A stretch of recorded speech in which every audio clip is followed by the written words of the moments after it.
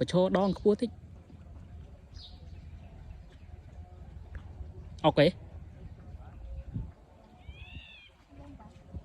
bà con này bà cho đòn cua bà chỉ lẹ đòn nhá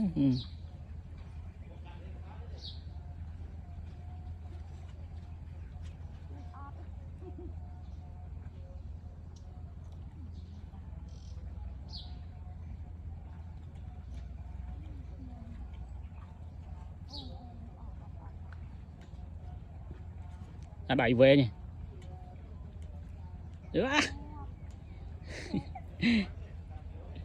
con tìm mua ấy